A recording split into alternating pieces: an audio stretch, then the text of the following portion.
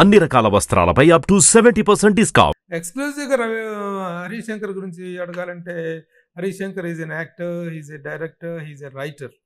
ఇప్పుడు ప్రస్తుతం డైరెక్టర్గా ఉన్న ఫోకస్, యాక్టర్గా మంచి నటుడు కూడా ఉన్నాడు కదా, మంచి పర్సనాలిటీ కూడా బాగా స్లిమ్ అప్ చేసేసి యాక్టర్గా వాట్ ఈజ్ హరీష్ శంకర్ అంటే ఏం చెప్తారు?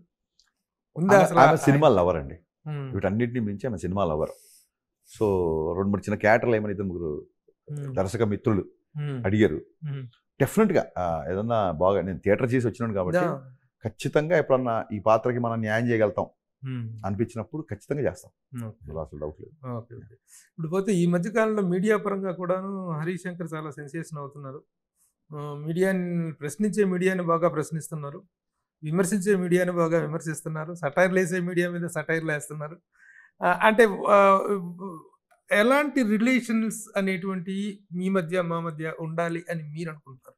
Sir, one of fantastic question sir Prabhu గారు. మొత్తం ఇంటర్వ్యూలో నెంబర్ 1 క్వశ్చన్ అండి. మీరు లేకపోతే మేము లేవు. మళ్ళీ చెప్తున్నాం, ఆన్ రికార్డ్ కెమెరా సెట్ చూస్తే చెప్తున్నా, మీడియా లేకపోతే మేము లేవు. అయితే విమర్శకి, ఎగతాళికి, ఎద్దేవాకి తేడా తెలుసుకోండి అని నేను గుర్తు చేయాల్సి వస్తుంది. అందుకు కూడా నేను చింతిస్తాను. నా సినిమాని, నా కంటెంట్ని, నేను రాసే మాటల్ని, నేను తీసే పాటల్ని, ఏదన్నా సరే మీరు ఎలా కావాలితే ఎలా చీల్చి చెండాడుకోవచ్చు కంటెంట్ పరంగా. వ్యక్తిగత విమర్శలకు వచ్చేసరికి ఎక్కడో అబ్రాడ్లో ఉన్న వాళ్ళందరూ కేవలం వెబ్సైట్ అనే కిటికీ ద్వారానే సినిమాని చూస్తారు. వెబ్సైట్లే వాళ్ళకి సినిమాకి మధ్య మాధ్యమాలు, లేదా యూట్యూబ్లో వచ్చే యూట్యూబ్ ఛానల్స్. ఓకే, నా వైఫ్ రిలేటివ్స్ అవ్వచ్చు, ఇంకోళ్ళు అవ్వచ్చు. ఎన్నోసార్లు బాధపడిన సన్నివేశాలు ఉన్నాయి సార్, ఎన్నోసార్లు బాధపడిన సందర్భాలు ఉన్నాయి. సో హరీష్ శంకర్ ప్రొడ్యూసర్ ఇంట్లో మద్యం తాగుతున్నాడా అనేది నీ యొక్క వినికిడిని బట్టి, నీకున్న దాన్ని బట్టి, జస్ట్ బికాస్ నీ పేచెక్ రావడం కోసం నన్ను రోడ్డు మీదకి లాగుతా అంటే మట్టుకు ఎట్టి పరిస్థితుల్లో సహించనండి. ఇప్పుడు ప్రభు గారు, మీరు నన్ను షాక్ పని చూస్తున్నారు. మీ ముందు నేను బచ్చాగండి, అక్కడి నుంచి నన్ను చూస్తున్నారు. మీరు ఏ రోజన్నా మిమ్మల్ని నేను గెలడం కానీ, మీ గురించి ఒక ట్వీట్ చేయడం కానీ జరిగిందా? ఐడిల్ బెన్ జీవి గారిని తీసుకోండి, ఇంకోళ్ళని తీసుకోండి. ఫర్ మ్యాటర్ ఆఫ్ ఫ్యాక్ట్ ఎంతమంది ఉన్నారు? ఎంటైర్ మీడియాని ఎలా అంటారు? ఎక్కడో 2-3 బ్యాడ్ యాపిల్స్ ఉన్నాయి. ఇంతకు ముందు జాగ్రత్తగా ఈ యాపిల్ మనకు ఎందుకులే, యాపిల్ అనుకునేవాడిని.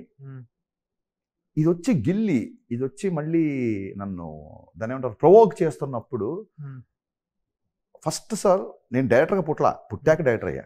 మిమ్మల్ని ఎవరు ప్రొవోక్ చేశారు? అందరూ మీడియానా? మీడియా. ఇంకోటి కూడా మీకు చిన్న క్లారిఫికేషన్ ఇచ్చిన తర్వాత will continue this conversation. Media అనగానే you know me, I am in the industry for the last 35 years. మీరందరూ మీరు ఇండస్ట్రీ అసిస్టెంట్ రావలేదు సార్ మీరు ఉన్నప్పుడు. అదే అప్పటి నుంచి కూడాను. But we never write anything about the personal lifes of any film person. Correct. మేము కానీ మా జనరేషన్ లో ఎవరూ కూడాను రాయలేదు. అంటే మెయిన్ మీడియా వేరు, మెయిన్ స్ట్రీమ్ మీడియా జనరేషన్ తప్పలేదు కాదు కదా. జనరేషన్స్ కంటే కూడా ఈ రోజున ఎమర్జ్ అయినటువంటి సోషల్ మీడియా అనేటువంటిది ఎవరి కంట్రోల్ లేకుండా పోతుంది. సో అన్ని మీడియాలని ఇప్పుడు సినిమా వాళ్ళు ఇలా చేశారు, డ్రగ్స్ లో దొరికారు కానీ సినిమా ఇండస్ట్రీ మొత్తాన్ని ఒక గాట కట్టలు, ఆ దొరికిన వాళ్ళ వరకే మనం మాట్లాడుకోగలుగుతాం. అట్లాగే మీడియాలో కూడా కొంతమంది ఇలాంటి రాతలో, ఇలాంటి black hole, keyhole journalism చేస్తున్న వాళ్ళని మీరు క్వశ్చన్ చేయటంలో, వాళ్ళని చేయటంలో. బట్ మెయిన్ స్ట్రీమ్ గాడి మొత్తాన్ని కట్టేసేసి మీడియా అనేటువంటిది ఇలా అనేటువంటి అభిప్రాయాన్ని ఏర్పరచుకోవద్దు అనేటువంటిది మా సార్. ఎక్కడ కూడా మీడియా ఇలా చేస్తుందని కానీ, నా నుంచి కానీ, మీడియా మీద నేను ఇలా ఉన్నాను కానీ రాదు. నేను ఎవరైతే ఇండివిజువల్స్, నేను ఇంకా ఆ వెబ్సైట్లో కూడా నేను ఏమన్నా, ఆ వెబ్సైట్లో ఉన్న సర్టెన్ వ్యక్తులనే. ఇప్పుడు ఒక విలేకరి బయట కూడా మీరు అమ్మాయి పుట్టుమచ్చలు చూసారా అని మాట్లాడినప్పుడు ఆ విలేకరి గురించి నేను మాట్లాడకపోతే నేను తప్పు అవుతాను సార్. ఫస్ట్ ప్రెస్ మీట్లో కూర్చున్న వ్యక్తి, నాకేం భయం లేదు. సురేష్ కొండేటిని చాలా స్ట్రాంగ్గా ఖండిస్తాను కూడా. ఆ విషయంలో అసలు భయపడినా. అది ఏదో నేను గర్వంగా చేసిన అతను కూడా ఫీల్ అవ్వట్లా. అదేదో చిన్న fun of the part of. ఒక్కసారి అవ్వచ్చు ఫన్, 2 సార్లు అవ్వచ్చండి. ఇట్ రిపీటెడ్ అండి. కేవలం అమ్మాయి గురించి 2 సార్లు మాట్లాడినవచ్చు. 2018 అనే ఒక ఫిలిం అద్భుతంగా వరదల మీద కేరళలో తీస్తే, ఆ సినిమా ట్రైలర్ చూస్తే పిచ్చెక్కిపోయింది నాకు. ఇలా కూడా తీయొచ్చు ఆ సినిమా అని. Tovino Thomas cinema. ఆ టీం అంతా వచ్చారు, హైదరాబాద్కి వచ్చారని తెలిస్తే వాలంటరీగా నేను బన్నీవాస్ చెప్పి, నేను వస్తాను, వాళ్ళని కలుస్తాను, నాకు ఆ డైరెక్టర్ అంటే చాలా రెస్పెక్ట్, భలే తీసాడు సినిమా అని ఆ ప్రెస్ మీట్కి వెళ్ళి ఆ సినిమా నేను ఎంకరేజ్ చేస్తానండి. నాకు దాంట్లో నేను దాన్ని సమర్పించలేదు, నేను ప్రొడ్యూసర్ కాదు, నాకు షేర్ లేదు, నాకు ఏమీ లేదు. యాజ్ అ సినిమా లవర్గా వాళ్ళు వచ్చారని చెప్పగానే వాళ్ళకి అర్థం వెళ్ళా. మనం పక్క రాష్ట్ర సినిమాని మన నెత్తి మీద పెట్టుకొని ఈ సినిమా అందరికీ చూడండి అని చెప్పి మాడుతున్నాను నేను.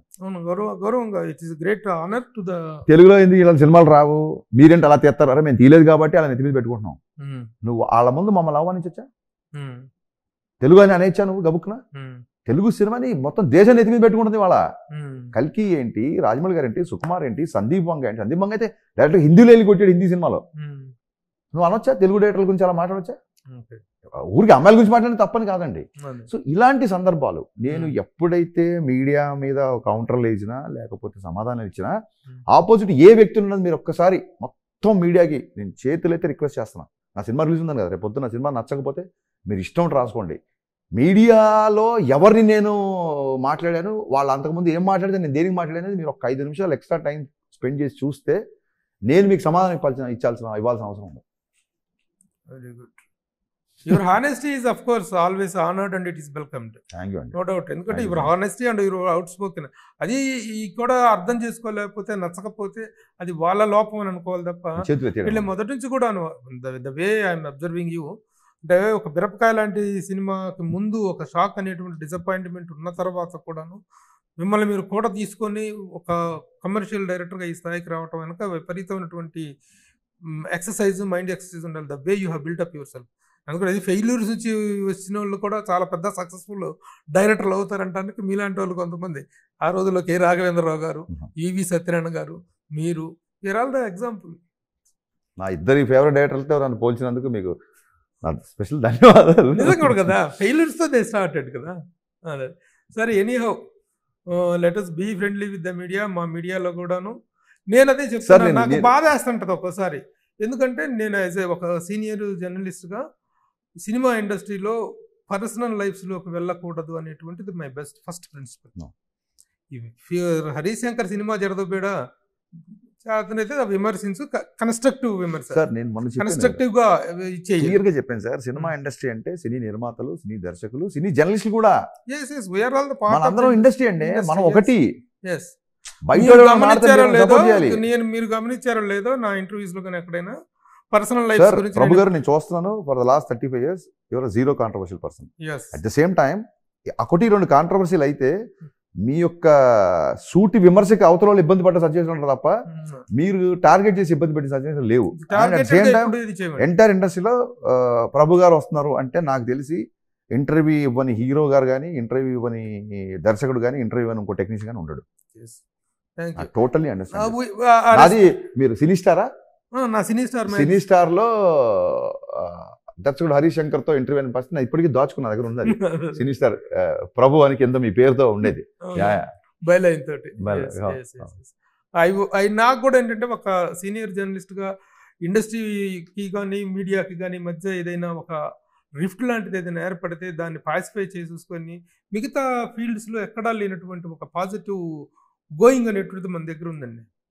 అది మనందరం కాపాడుకోవాల్సిన బాధ్యత మనందరం. 100%. సో ఒక we will go in a very good. Thank you sir, thank you so much. ఇంకోసారి ఒకవేళ నిజంగా ఏమైనా మీరు అంత రెస్పాన్సిబిలిటీగా మాట్లాడుతున్నారు కాబట్టి చెప్తున్నారు కదా, మీరు ఎప్పటి నుంచి ఎలా మాట్లాడుతున్నారు. ఒకవేళ ఏదైనా ఇష్యూ ఉన్నా ఖచ్చితంగా మీ దృష్టికి తీసుకొస్తాయి సార్. ప్లీజ్ ఖచ్చితంగా వి విల్ టాక్ టుగెదర్.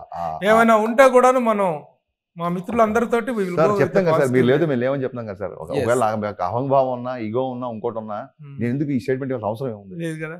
లేదు కదా. Thank you.